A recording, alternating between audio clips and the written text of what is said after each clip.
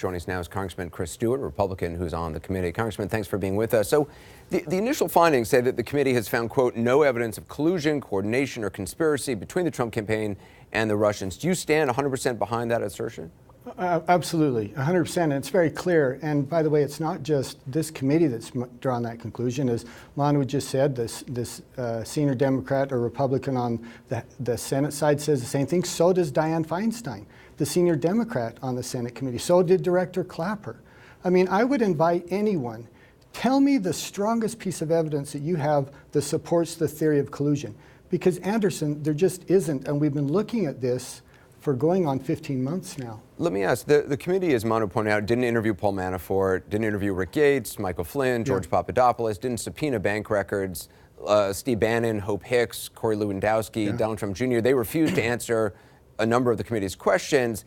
Given that, how is the investigation complete? How should the American people have confidence that it's complete? There's two groups of people there. The first four individuals that you talked about are under indictment by the special counsel. We cannot interview them now. Right. We will allow the special counsel to continue with his investigation. So anyone who brings up those four people either doesn't understand the process or isn't being honest about it.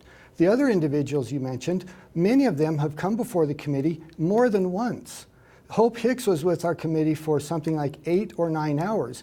I heard the same question asked again and again and again, with the same answer given again and again and again. We just at some point come to the conclusion there's just not much more to learn here. But didn't a lot of their answers essentially say, I'm not going to answer that question? I mean, a lot of them seem to claim some sort of,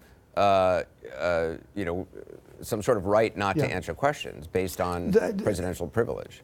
Sure, there were a few. There was actually one individual, and that's Mr. Bannon, who I disagree with and was frustrated and angry with at the time, and expressed that anger and frustration. He took a very generous interpretation of executive privilege or some right to protect himself, which we didn't agree with, and we forced him to come back.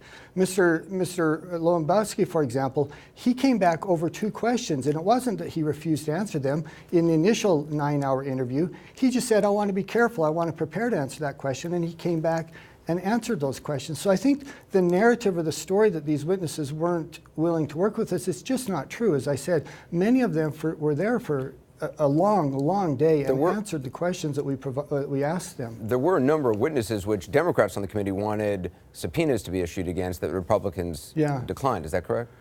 Yeah, there are some, but Anderson, look, this is important. They gave us a list of, I think, 83 witnesses. Some of them are Russians. One of them, for heaven's sakes, has passed away. He's no longer living. There's no way in the world those Russians are going to come talk to our committee. So therefore, do we not issue a report until we talk to them? In that case, we'll never issue a report. We feel a responsibility to tell the American people what we've learned. And there's 2 things I would say on this. We're coming up on the next election. Let's tell them our initial conclusions. Let's let them see what we've learned. And the second point is this. If there's more evidence that comes forward, we will pursue that. If there's something dramatic that comes forward, we're not going to turn a blind eye to that. But this is just an initial report to tell the people what we know at this point. So the former DNI director who you just referenced and who put together the U.S. intelligence community's report on this was asked if there's any chance that the Russians' goal was to sow discord but not necessarily help then candidate Trump. I just want to play what he had to say about that. No, I don't agree. I think their objectives evolved over time, and certainly to start with, they were interested in sowing as much doubt and discord as they possibly could.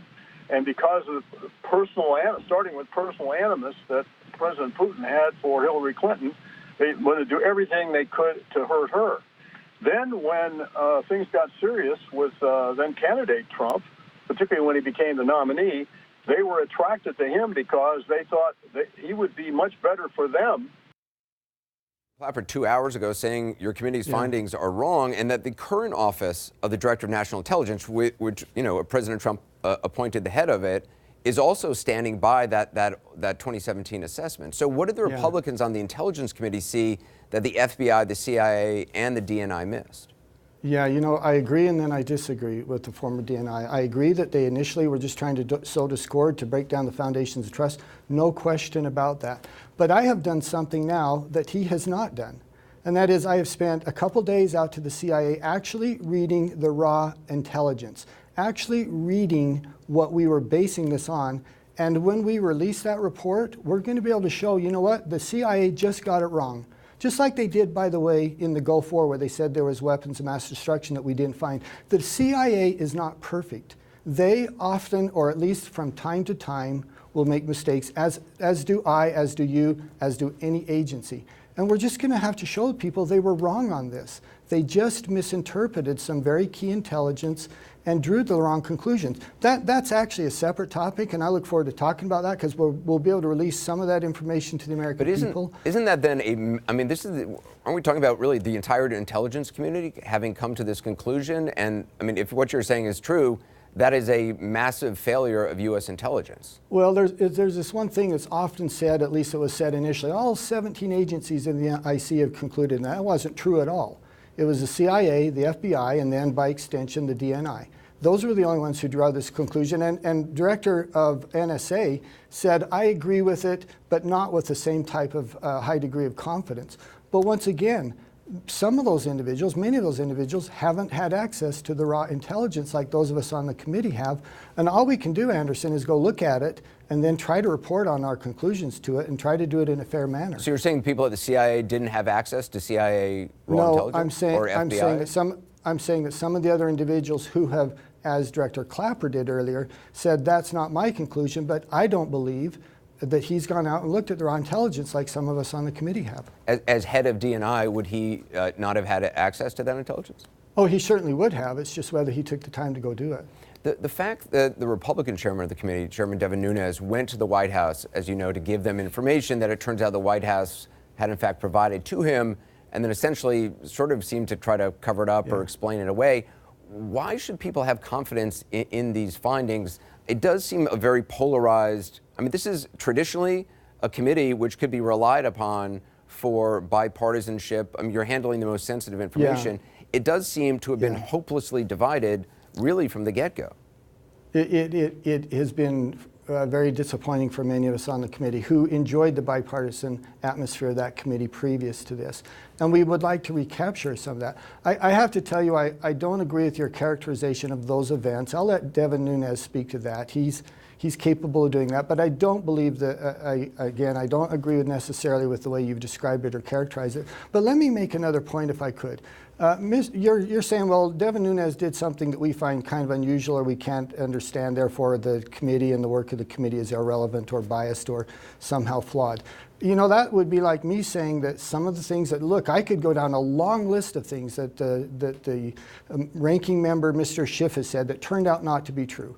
Or things that he's done. For example, when he was kind of joked by a Ukrainian radio station into thinking he was talking to investigators and trying to set up meetings with them. But I therefore don't say, well, everything he says there is irrelevant or inaccurate or wrong.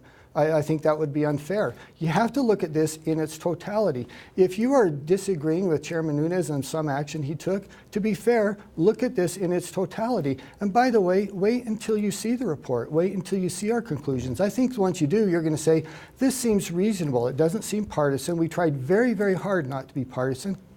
We try very hard not to accuse people. We try very hard to provide positive recommendations for how we can avoid this in the future.